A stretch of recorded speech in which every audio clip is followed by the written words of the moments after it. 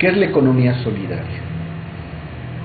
Es un paradigma, una nueva manera de entender las relaciones económicas, ya no desde la visión competitiva, ya no desde la visión de la acumulación,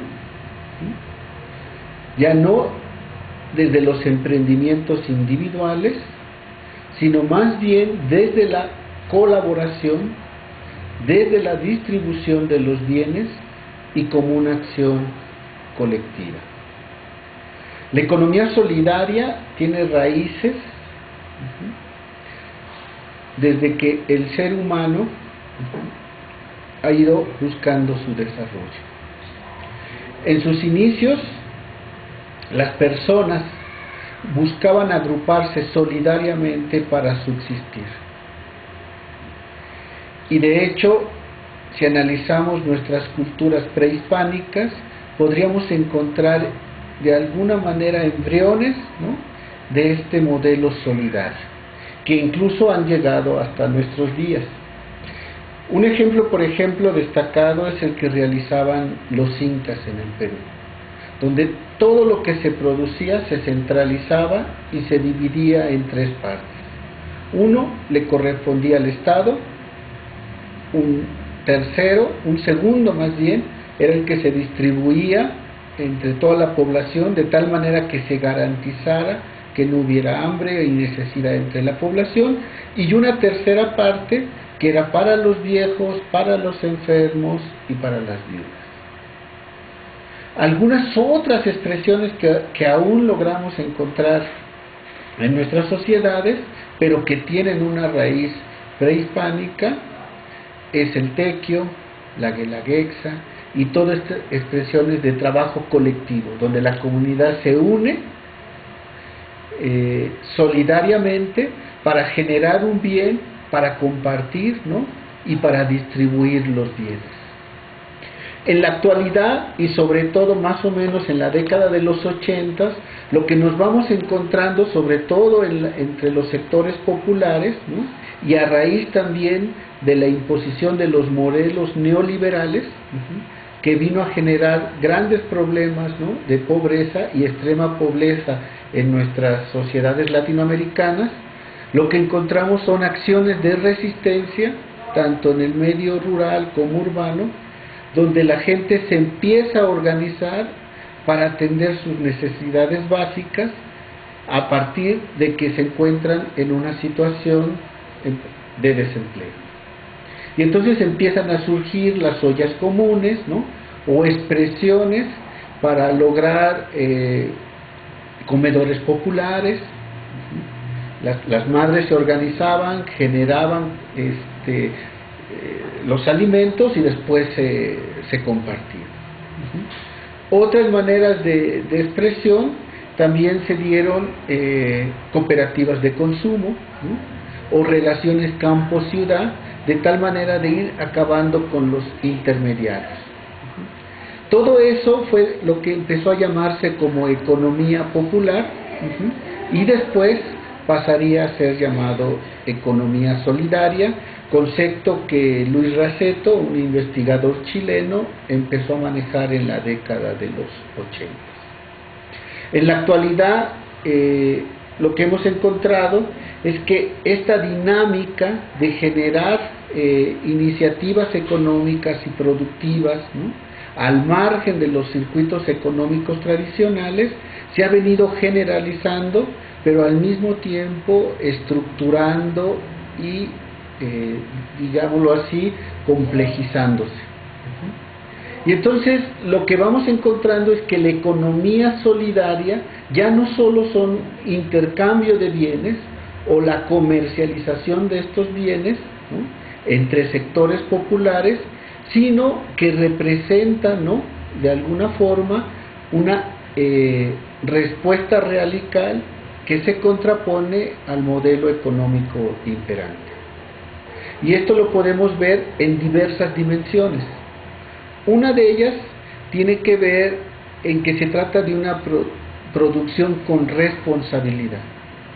La mayoría de este tipo de experiencias buscan entre uno de sus elementos, conservar, ¿no?, las tierras, y de ahí se va derivando toda esta corriente de los productos orgánicos, que propiamente significa el no uso de agroquímicos, ¿no?, y la conservación de los suelos, que en sí mismo representa la posibilidad de darle sustentabilidad a su producción.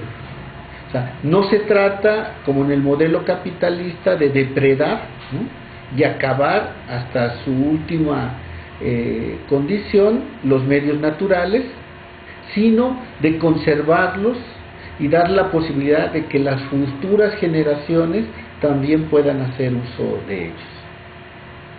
Otro aspecto importante de la economía solidaria es el cultural. Entonces, muchos de estos productos, ¿no?, son realizados por grupos populares, grupos con una raíz cultural muy fuerte, si nos vamos de manera particular en los grupos indígenas.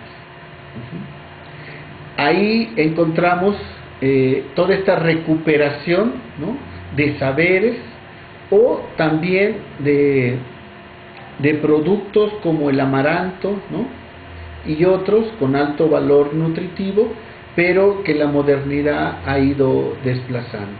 Entonces, la economía solidaria, la cultura también representa un elemento importante a conservar, a cuidar, ¿no?, y de tal que es contrapuesto al modelo económico imperante, que lo que busca es homogeneizar. O sea, no importa en qué país te encuentres, el producto siempre va a ser el mismo,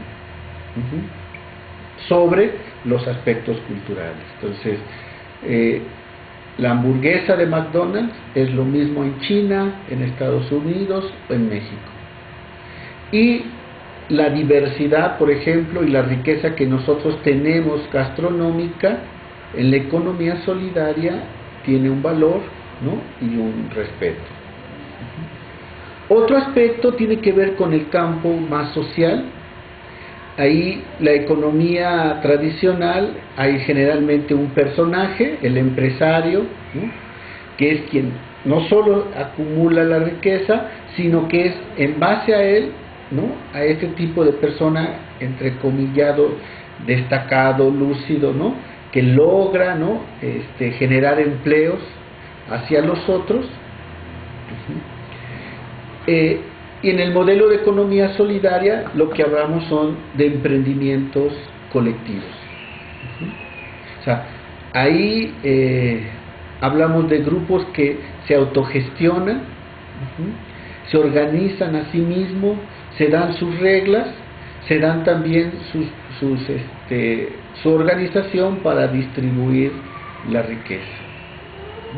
En ese sentido, nos vamos encontrando con un nuevo modelo económico que también visualiza el asunto del consumo, en este caso del consumo responsable.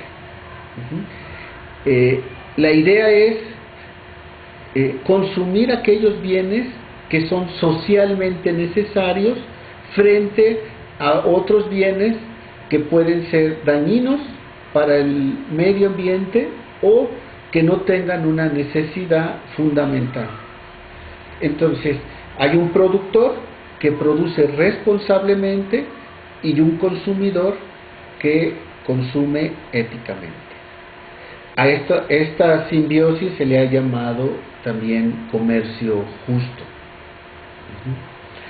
Y entonces la economía solidaria también arriba a este modelo, ¿no?, y nos plantea una situación más global. O sea, la posibilidad de generar los bienes necesarios que sean distribuidos adecuadamente, conservando las posibilidades de conservar el medio ambiente y en este caso al planeta.